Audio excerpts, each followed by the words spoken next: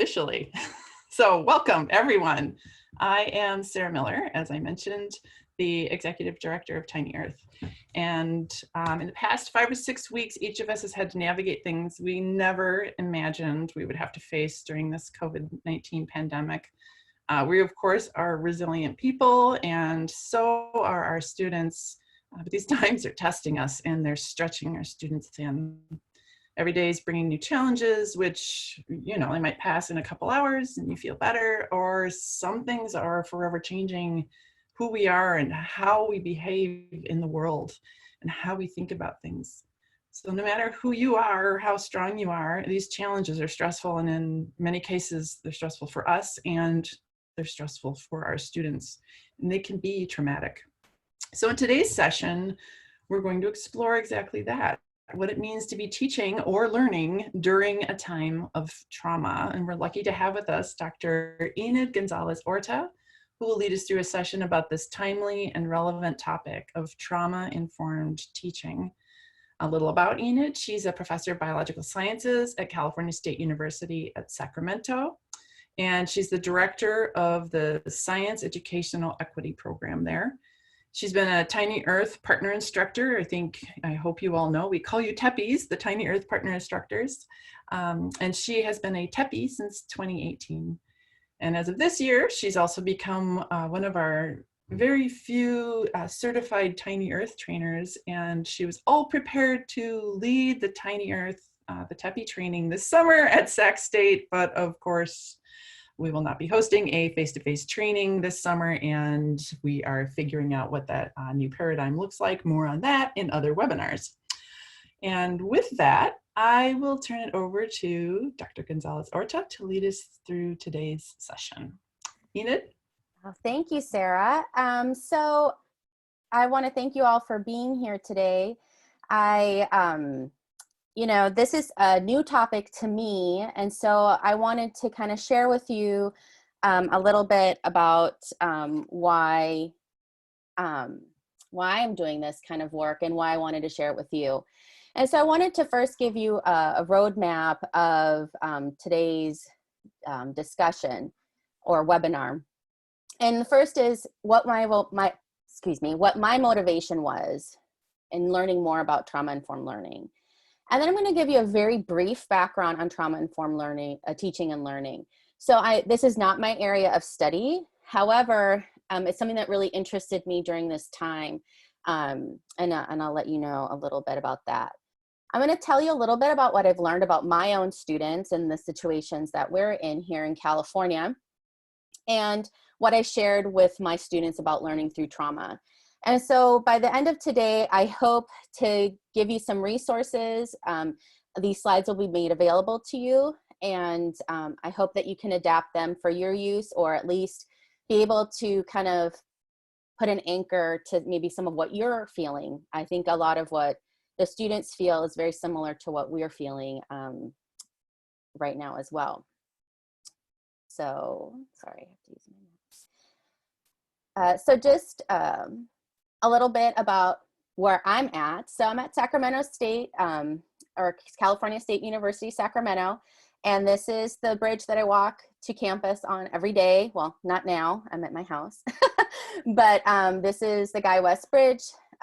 This is the American River, and my office is like right here. And then my colleague Kelly is here, and her office is over here, but on the other side. And so that's our new science building here on the left. And so for us, this was our big grand opening year. We just got this new building. We have all new stuff, and then we had to shut down. And so it's been a tumultuous year for us here in Sacramento, for the reasons of COVID and a move. So, in the list of things that can be stressful to an individual, moving, right, is a really big one. I don't think we had accounted for pandemics, but I guess now we can add that to the list as well. So we're primarily undergraduate institution. We have 90% undergraduates at our institution. We're at 31,156 students. We are a minority serving institution. We're a Hispanic serving institution, as well as an Asian American, Native American, Pacific Islander serving institution. We are the 4th most diverse university in the Western US. And a third of our students are low income and 30% are first generation students. And so the low income status is probably a little bit higher these days. And so, and we're part of the 23 college system of the California State University system. And so we're the largest producer of underrepresented STEM graduates in the country. And so this is a really, it's an important educational system, and we serve a very local population. So 1 in 20 people in Sacramento have graduated from Sacramento State. So it's a regional anchor. So that's just kind of giving you the situation of where I teach. And so my motivation for this came from, a lot of it is from Tiny Earth. So a big thing that I do with Tiny Earth is create a sense of community in my classroom. So one of the things in teaching a CURE, a course-based undergraduate research experience like Tiny Earth, there are lots of great things that can come of it, right? The authentic learning experience, the development of real solutions to real problems. But it's also an opportunity to really cultivate collaboration among people that may not have had the opportunity to collaborate together. And so, and to really make young people and novice scientists understand that the scientific enterprise is truly a community and collaborative thing. And so I spend a lot of time on this. And so we become this team. And so I've never taught online before. I don't know what this will look like should I have to teach online in the fall, where I haven't had the opportunity to make community in my class. But this is really important to me. So how do I continue this sense of community and connectedness online for my courses? So primarily with the Tiny Earth course. And then I'm also teaching a transfer seminar for first semester transfer students to the university. So another special population. The other thing is that, as Sarah mentioned, I'm the director of the Science Educational Equity Program, which is a retention program for underrepresented first generation and low income students in the College of Natural Sciences and Mathematics. And so how do I continue those programmatic connections with students? Our main function is to facilitate gathering. We can't gather under, COVID-19 regulations. And so how are we going to continue providing services and resources to students? And ultimately, the question was, how well do I know what my students are actually feeling and going through this time? And so, I had an idea of my class students, like, did they have a computer? Could they access, I did some things where I made things more available through a web platform rather than software platforms, that kind of thing. But I hadn't really put too much effort at the time into knowing what my students were actually feeling at the time. And so an email came through from the SABRE listserv, and also from my colleague Kelly, so she also forwarded it.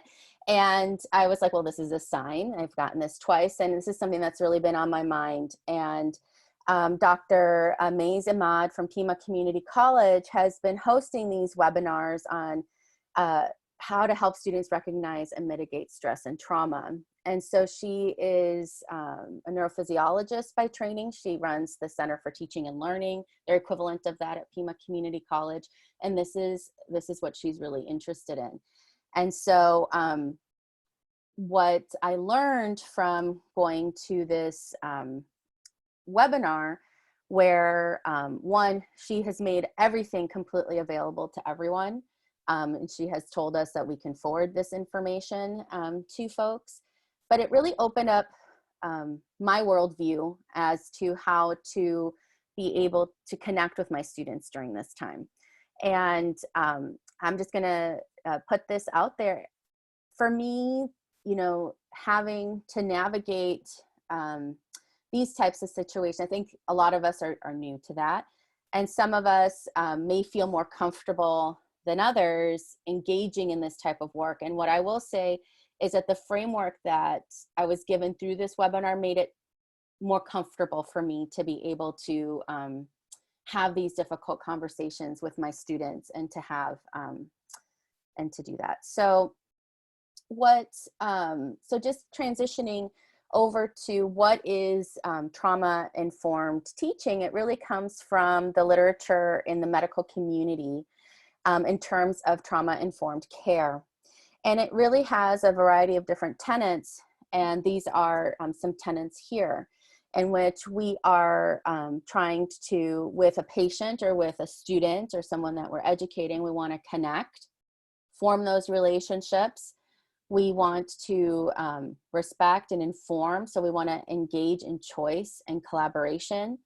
We want to protect, promote safety and trustworthiness, and we want to redirect in terms of away from the trauma, but into a new thing, right? So skill building and competence. And so this is from her slides, it's a cycle, right? It all kind of goes together. And then at this point in time, we're really in this inform category where we're just trying to learn ourselves how to navigate this time. Because while you might be at a particular school that's dealing with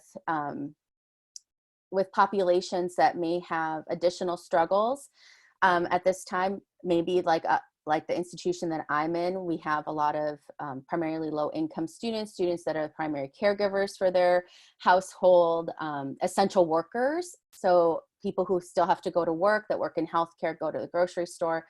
You know, a lot of it is trying to inform, and we've now collectively as a country have gone through trauma. It's not just an individual student that may have gone through a particular trauma before getting into your classroom. All of us are sharing in this. This is a traumatic experience. And so this makes it even more timely. And so I'm going to kind of focus on this inform piece. And that is kind of what the first step in all this work is, to kind of inform yourself, inform the students, and then how do we distinguish between trauma and stress, and then what can we do about that. So what did I do next? I conducted a survey because I wanted to know what they were going through. So I needed to inform. So it's that informing of myself. And so these are the questions that I asked. So I asked these questions in a couple of different venues. One, I decided to use my transfer seminar as kind of my guinea pigs, because they are a vulnerable population in the sense that they just transferred to the four-year institution. And then in the middle, they were told, like, not only did they transition from the community college, and that was hard, they were now told to be home. And so they've gone through two huge transitions in one space of time. So I did that with them. And then through the Center for Science and Math Success, which is where the Science Educational Equity Program is anchored, we wanted to look at also, and we employ over 100 peer leaders, we wanted to understand the constituency that goes to the Center for Science and Math Success for services through all the different programs that are there, but also if they're employed through our center, if they're having different feelings because they have a connection. And so these are the things that I asked. I asked the question, state 3 words that describe how you're feeling. And so I use this to make a word cloud, to make a visualization of how students are feeling. I asked them what was worrying them the most and what they wish their professors knew. Like, what if you could tell your professor something, what would you want to tell them? And then I gave them the opportunity to give a suggestion if they wanted to give one. And so so it was, is there something that you'd like to suggest the university, your professors, or programs in the Success Center that we could make your time easier? So these are in general the questions, and so you're more than welcome to use them. So this is the word cloud that was generated from about a little over 100 responses. And so I like to use my Bitmoji a lot. I think that she's a lot cuter. And so, so how you feeling? And these are the responses. And so in word clouds, the words that appear a lot larger are ones that are repeated most. And so we see that they're stressed. We see that they're tired, they're sad, they're overwhelmed, anxious. Some are bored, worried, confused, unmotivated. So motivation. So if your students have never taken online classes, if they're used to the structure of coming into your classroom, motivation is tough. And then, frustrated, hopeless, scared, lonely. And so those are really intense feelings that that students are, oh my goodness, sorry. My screen just paused. I was just lamenting with Sarah that my screen is just teeny tiny and I can't see.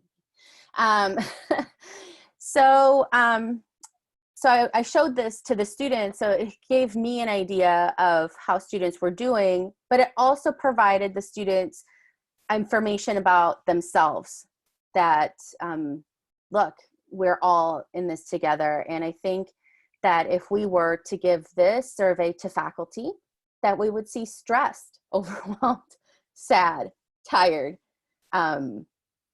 worried as big words as well.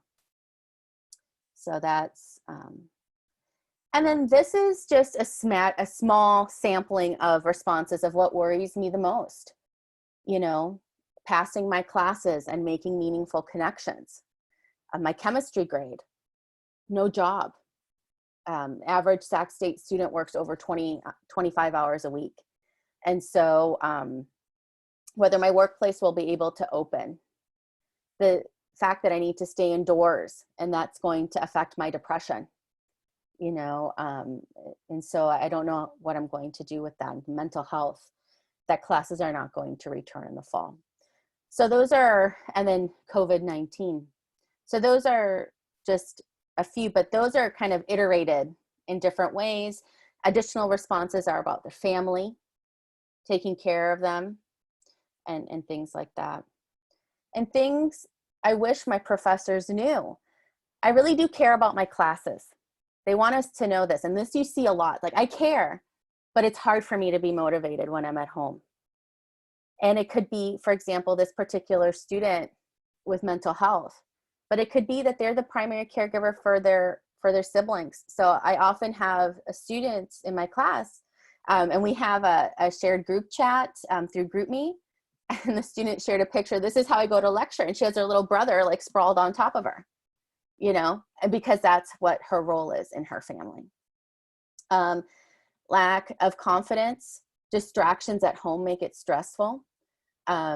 Especially for first generation students, it could look like they're doing nothing, but they could be listening, right? When we're listening to this, as you're listening to this webinar, how, if someone was looking at you, would they be able to know that you were actually doing something? And so that's another thing that I've heard from students. Like, my family doesn't understand that I'm in school, but they just see them in front of the computer. And then that they're causing me to stress more than I should be by assigning homework that they used to do with less time to do it. So making the assumption that just because now we're all home, that we have more time. And that's one that I saw a lot, that, just trying to keep busy. And so those are some general trends. So I'm going to stop here for a second. Before I go to the next step. So this is information that I got, and then I shared back with students. So it's not that I had it and then I didn't share it. When I did this for my class, I shared it back with them. And so my question to the group is, are there some things that students have shared with you, and how has your teaching pivoted as a result of something that you learned from a student or from students?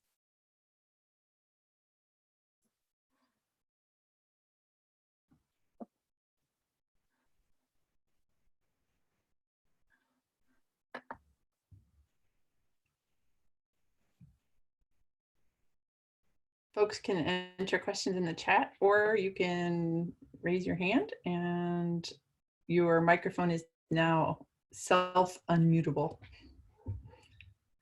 So we've got a question from, or a statement from Todd. I find that students want more time with me, and so I offer more office hours. Thank you, Todd. Yeah, that's great. The connection piece, that if you're a person, they need external connection, and that loneliness, that's something that's been brought up. Thank you for sharing. From Monica, my students are working many more hours, mostly in healthcare. I've gone to asynchronous teaching rather than virtually meeting at the class meeting time. Yes. Enid, Yes. this is Lucy. Hi, Lucy. Hi, Enid. Hi, Sarah. College in Menominee Nation uses trauma-informed care. We find that with the First Nations students, they struggle because we're so remote. We have internet issues. Our faculty has the same internet issues. So it's both sides. And I'm constantly reminding my faculty, because I'm now the Dean of Letters and Science, and after December became the acting chief academic officer as well, and still getting us through this last semester of biology too. So I've actually told notice that what the students that are succeeding have is that their instructors are having Zoom meetings or Hangouts, Google Hangouts, or things like that, where they see them face to face. And when they don't see them face to face, that's when we have about a 60% drop off in the courses. So I've been offering both to faculty, adjunct faculty, and to students those face-to-face meetings with me, either in groups or individually. Sometimes they just want to individually unload whatever they've got going on, and then I can help them kind of get back on track or something like that. And I think that is the biggest takeaway, is they just needed that face-to-face. Right. And that depending on where you're located in the population of students that you serve. So I have found that, my class is at 8 o'clock in the morning, and I have nearly 100% attendance, which I thought I would have to move to an asynchronous methodology, but it's like we've had to make some adaptations because they do want that connection. But that's the case for my students, and that's not the case for all. And that's what we're seeing something in the chat, right? So, we have, different students have different needs. Students are working more hours, and so we need to look at asynchronous. Most of your students, so Paul says, most of my students still value live lectures. And Heather surveyed her class and found that the asynchronous and making sure that you check in. And so it's very, oh, I like this, Monica. I have many students that now work more hours since they work at grocery stores and such. I've become very flexible and asynchronous. I also dress in various costumes during our weekly WebEx meetings to keep it light. I like that. It's something to look forward to and appreciate, right? So doing something kind of special that's kind of out of the, well, maybe you do come in costume. I know that people do that.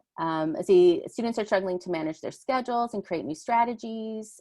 Finding firm deadlines helps some students and worries others. So have a soft deadline, and then that's flexible for all. So I've also done this, and I've actually involved students in some of this for my particular class because of the assessments that I do. And so, but I talk to them about the challenges I have as an instructor, and recognizing the challenges that they have as students, and how can we come together, right? And so we had the talk of like, hello people, we only have 2 more weeks of class. I can't postpone anything else. And so what can we do? And so they're like, oh, okay. Because time is amorphous. Like, who actually knows what day of the week it is? It's, I need a reminder. And so, yeah, these are really good, good things. Friday. Yeah, it could be Friday. Yeah, I have no idea. The only reason I know There's it's some Wednesday. interesting I'm sorry. Yeah, interesting comments. Some comments on deadlines and Mm-hmm. rigidity versus flexibility. So Skip mentioned having firm deadlines helps some students and worries others. So he has a Mhm. soft deadline that's flexible for all. And Yep. then Heather says she's done the same thing, giving firm deadlines, but indicating that they can be flexible. Yeah. So just in addition to knowing how the students feel, we know that, but I think it's important to let them know what you might be going through in as much as you feel comfortable sharing. So, if, my class meets at 8 a.m. on Mondays, and I'm just not a Monday person. Like, I just feel like Mondays are not my jam, and they're even less so in quarantine. And so I let them know that's like, oh, it's Monday, and, that kind of thing. So or what if I'm struggling with something. And so it just kind of makes that human connection to a point. And again, that would be within reason or within your comfort zone. So I'm going to move on. And this is what the next set. So I gave the survey. I told the students the results of the survey. And the next is kind of what I presented to my students as a result. So this is kind of still in the informing piece, right? So we're informing the students how they feel as a collective. I've also maybe said something about how I'm feeling, right? So we're all just kind of putting things out there. And so what are we doing this next? So these are all adapted from Maze and Mod. So the goals that I wanted to do with this next piece for my students was to help them identify stress, anxiety, and trauma, and to help them regulating their emotions for better learning. And a big key point of this is that we can still learn through a traumatic experience, that we're capable of learning, that we're capable of doing things, even though it may seem as though we're not. And so I think that is an important message to put forward. And so I go through the physiological impact of stress and traumatic experiences. So, and I also preface this with, I've never taken a human physiology class. I was a biochemistry major in college. And so this is new for me too. And it gave me an anchor. So I also share that with them, and how this impacts learning, how we can regulate our emotional responses to all this that's going on, and that we can continue to learn. That is something that we can do. And then actual connection to resources. And so that was something that, I thought, well, I have all the resources on my learning management system, but actually going through the resources at your institution is important.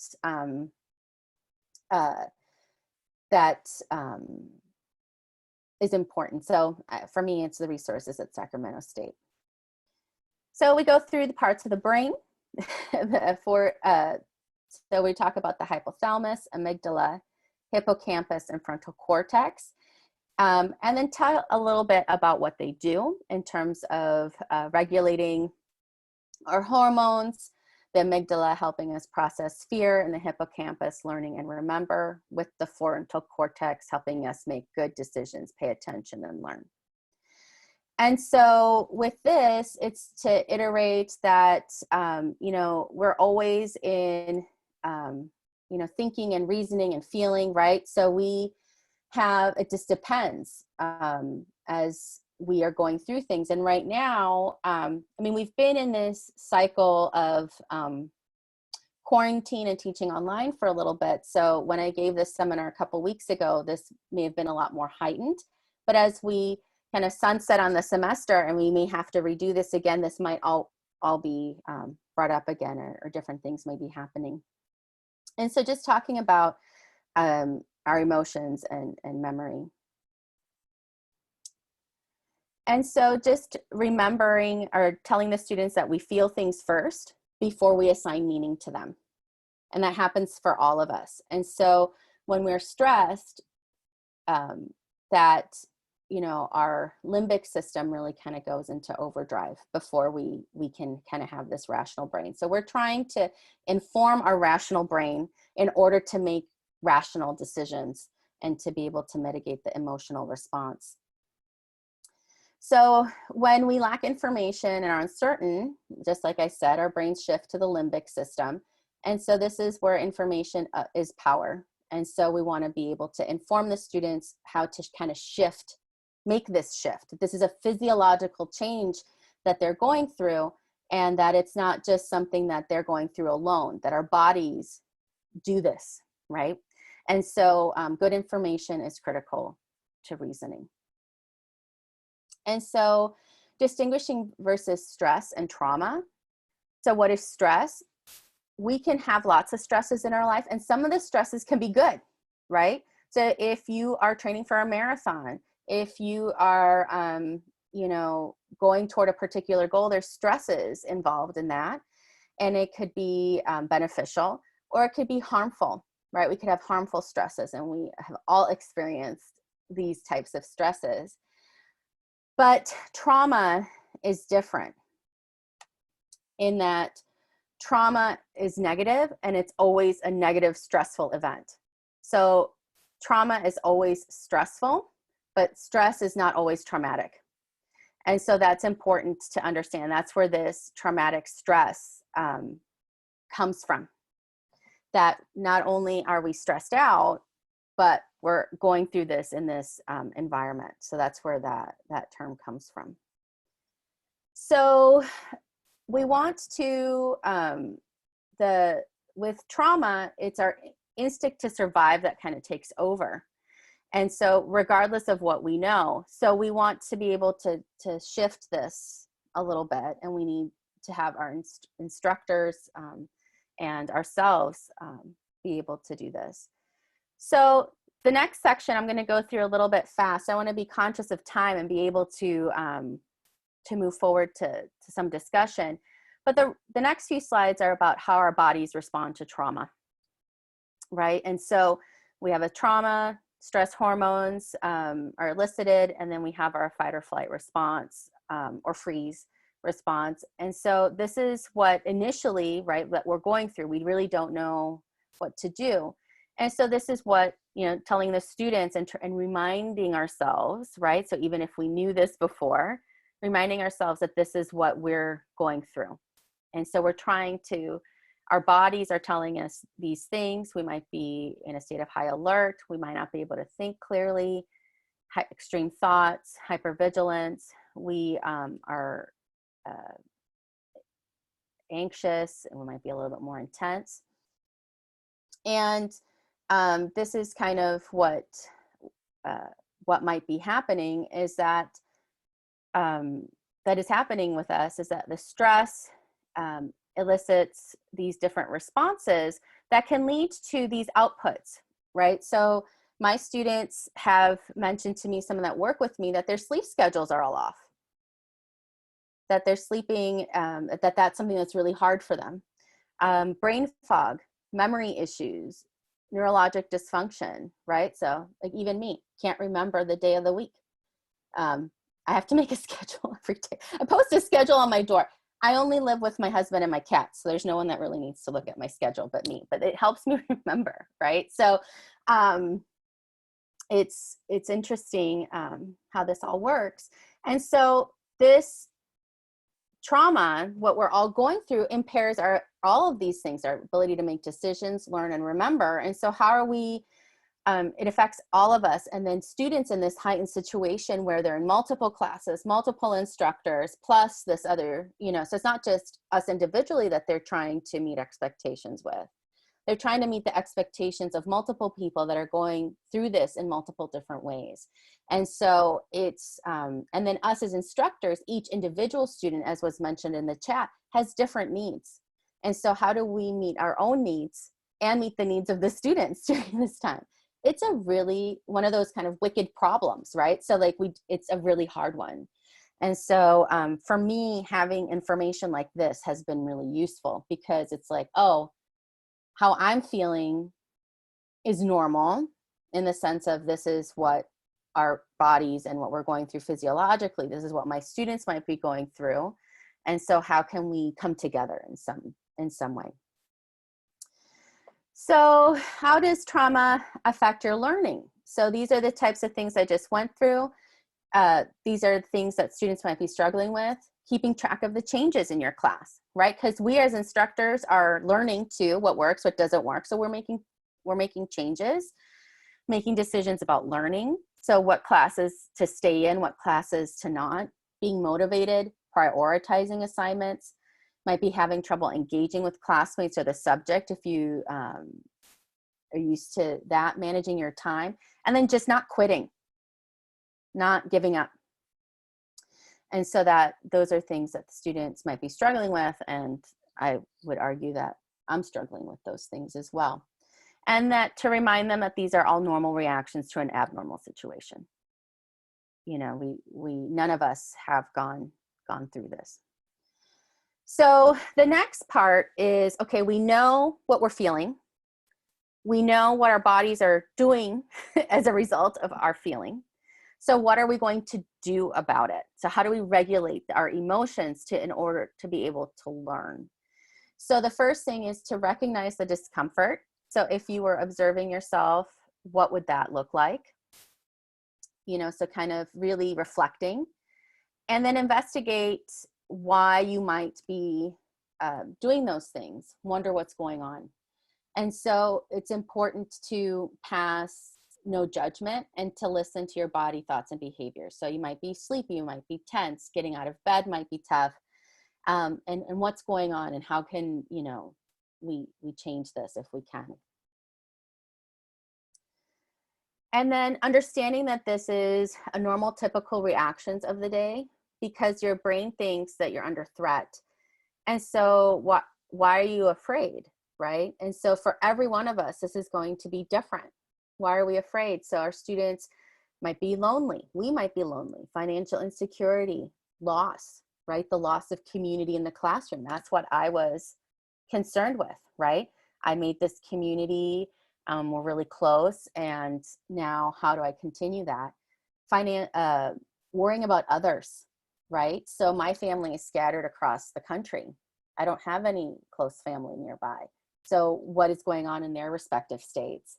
And worrying about own health. So for myself, I'm an immunocompromised individual. How does this play out for me? And how do I deal with this? And I share this with my students.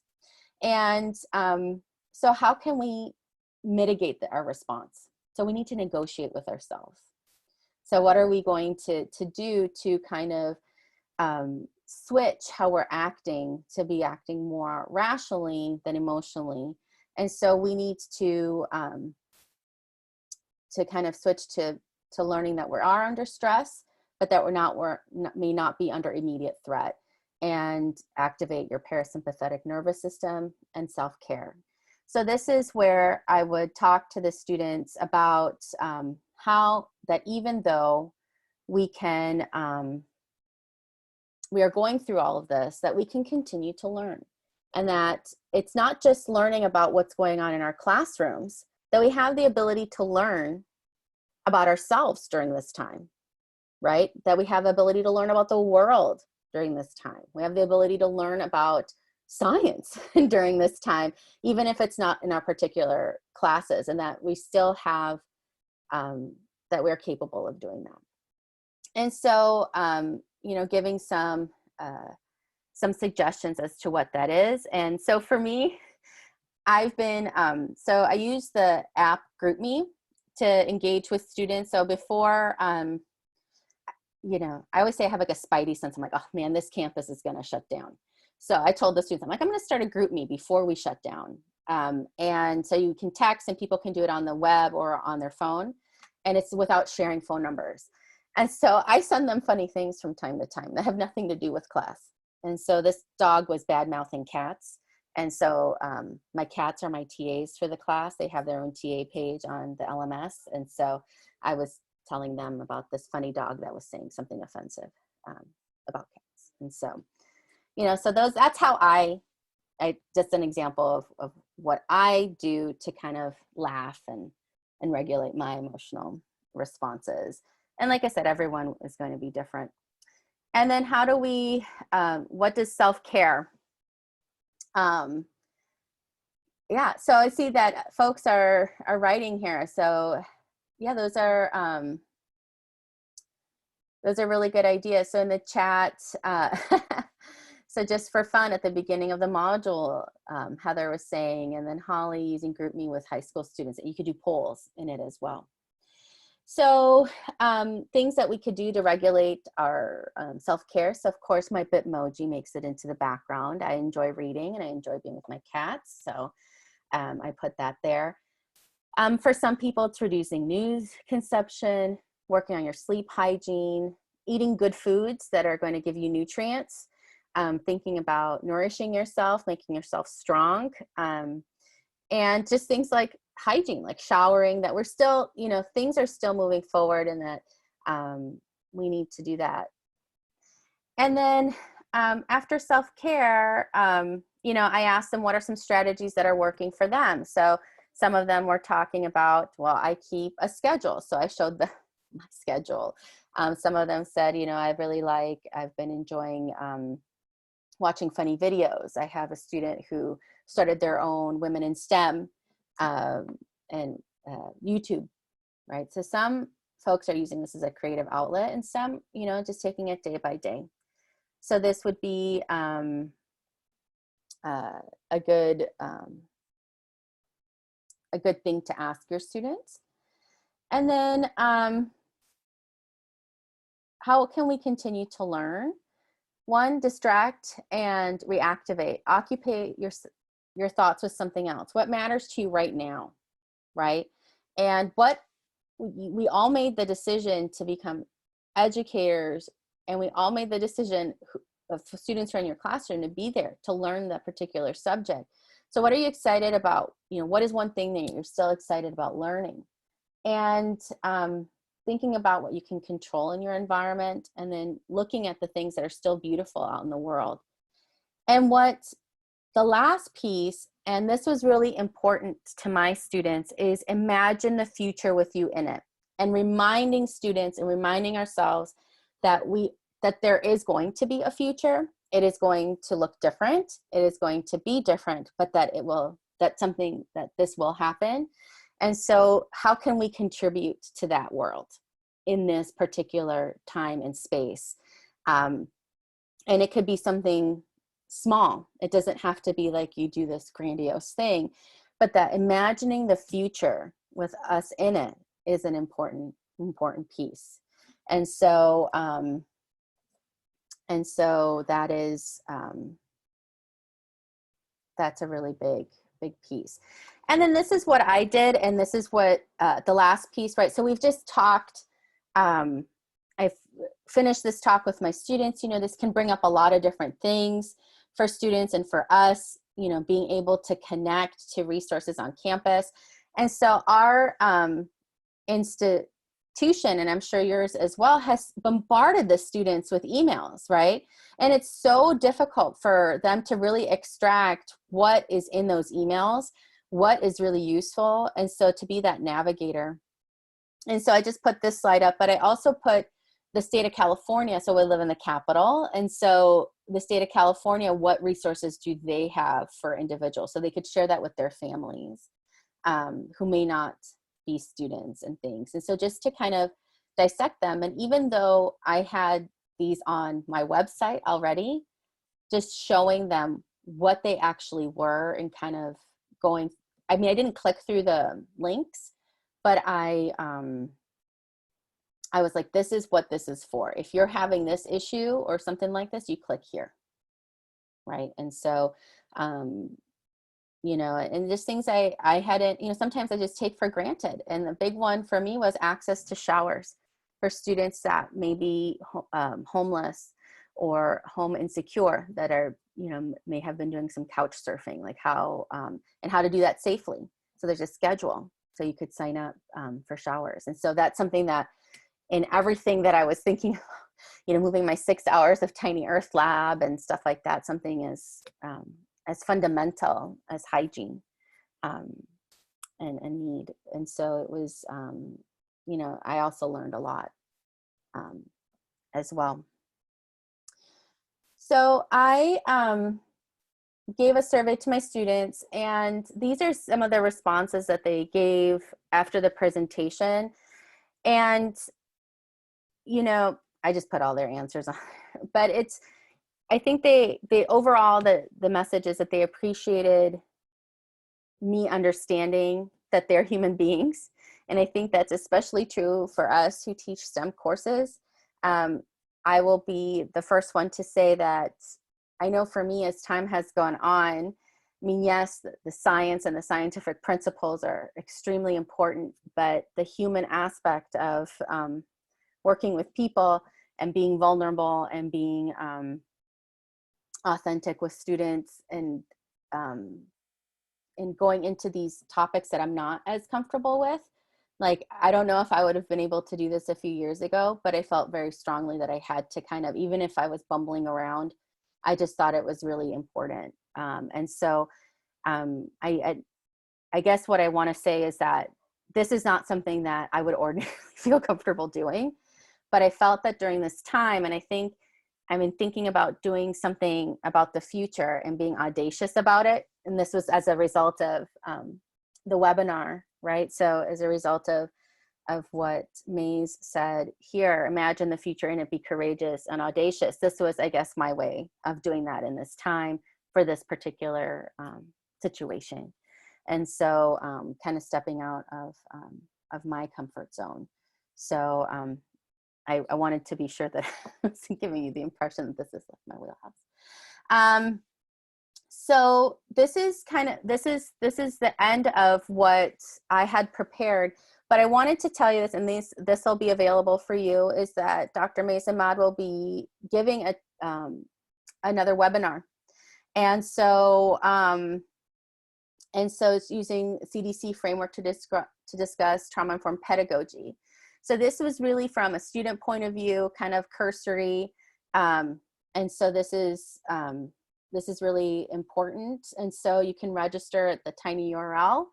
And then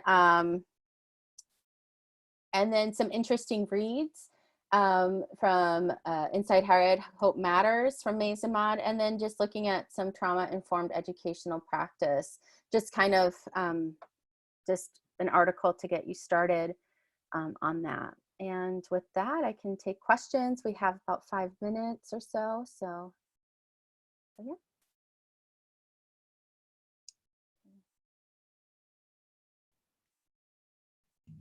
Can I ask a question as we get started? So I noticed on your word cloud that you had, of course, many of the stressful words, but you also had some very positive words, like they felt fine, they felt good. And so part of me is worried that maybe you're ignoring the ones who actually are doing very well. So I'm wondering, did you do anything to address the ones who are okay with everything going on? So in my particular class, when I did this, I had a much smaller word cloud. This is a composite of 100 students in multiple different classes. In my class, very few positive words were in there. So you do have to, I would think that if I were giving this seminar to a broader population of students, to link it that, yes, that you might be feeling fine, and that's okay, but that there's a lot of people that are not feeling fine. And so how can we help each other? And so what's really great about where I'm working is that our students are really collaborative. And so if you can kind of tap into that a little bit. So if you're feeling fine, how can you reach out to somebody else? I guess that's how I would approach it. And if your students are fine, how do you keep them feeling fine, right? And so how do you maintain that? And so that would be something. But I think it's just knowing, right, what your population of who your students are. That's a good question.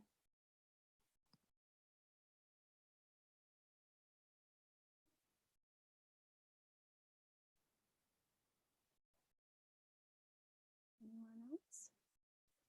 Good time for one more question or comment.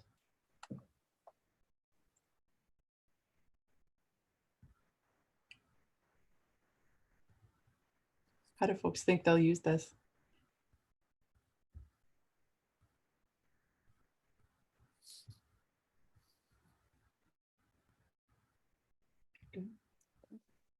Okay.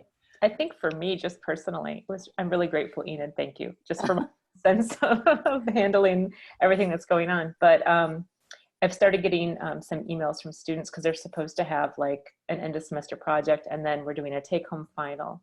But I think after going through this, I want to do a quick survey and just kind of see where they're at, and make sure that that's actually not too much. That maybe the idea of them having those two is too much and we should just cut it out. Or maybe they'll answer back and say, hey, we're doing great. That's fine. So I think that's definitely something that those are the notes that I've put down. Like, okay, I'm going to email the survey. I'm going to email and check in with my co-instructor, and then we can kind of reevaluate what we want to do for the next week and a half. Thank you.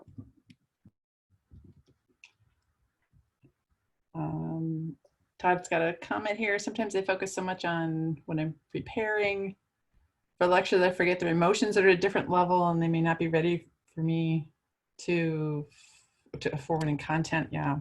Yeah, I struggle with that. And that's why a lot of times I'm like, okay, this is what I'm thinking. And so I teach a capstone class, and so they're all seniors, and so they're a little bit more sophisticated in terms of the Tiny Earth class I teach. But I have totally struggled with that. And that's what's kind of an impetus. Amy commented here, and then Holly had her hand up. As a student, it means a lot to me to see how much instructors care about their students, see them working to be flexible or working to make things easier, and understand what students are going through. Thanks for that, Amy. That is true through the Tiny Earth Network, through and through. Yes. All right. And Holly, last comment, and then I'll just do some quick wrap up. Just a quick comment. So I teach seniors 11th and 12th grade high school. And what I found in my office hours is they spend a little bit of time talking about the content. They just want to like talk about whatever, like studying for their AP exams or how things are going in their other classes, or like, just like they like to tell me what they're doing to stay healthy and sane and stuff. So I feel like that's kind of our duty for the office hours, is just to be there for them to talk. Mm-hmm. Yeah. Thanks for that. All right, just a quick wrap up here. Like I said, we were recording this. We'll have would you mind sharing the slides too, Enid? Is that okay if we post those? Yeah, as well? that's fine. Yeah. So you great. Then people can have all the links and things. And then I've got a couple of slides as well, including the welcome slide, and then this one, which I will share with you now. Just a few upcoming things. Many of these things were already in your email. I want to just point out that the Tiny Earth Symposium will be online this year. No surprise, right? We're going to do a block kind of in the middle of the day, so hopefully we can hit most time zones. But we do need you to vote on topics, and so I pasted the URL into the chat here. And please let us know by May 1st which topics resonate the most with you, and then we'll figure out what workshops make sense for you as well. And then don't forget, we've got the Tiny Earth Digital Resources page that we've created for you. If you just go to Tiny Earth page, it's right at the top. It's like big pink strip, COVID-19, can't miss it. And then of course, don't forget about the database, and we're building more and more resources about how to use that. Nicole, I see you have your hand up. Joanna posted a question about whether there would be a cost for the symposium. Unknown yet. There probably will be a modest cost for it. It was only $25 last year for the symposium. The main cost was if people stayed in the housing and things. So expect a minor cost just to cover, basic expenses for hosting it, but yeah, clearly there are no meals or anything like that. So yes, anything else, Nicole, Amy, or Enid, that you want to be sure is conveyed before we close here today? Okay, I want to applause for Enid. Thank you so much for sharing this. Thank you for having me. Information. What's that? Thank you for having me. Anytime. We will have another webinar. It seems like we're doing okay in about every other week groove with this. We're moving the times around, so I know we know people are in class and things, and so we're just kind of bouncing around. But again, we're trying to hit this sort of midday Central Time so that it works for many people in many time zones. So expect something coming forward. We got lots of ideas last week for topics of webinars. And if you have any ideas, please feel free to email those to me directly or to the Tiny Earth email, and we'll put those in the queue of things that can be added either to the webinar series that we're doing now, to the symposium, or to other webinars in the future. We are now all online friendly, so this has become, something that's much easier to do. Thanks everyone for joining us. It was wonderful to see your faces, some familiar, some new. Have a great afternoon and good luck. Bye.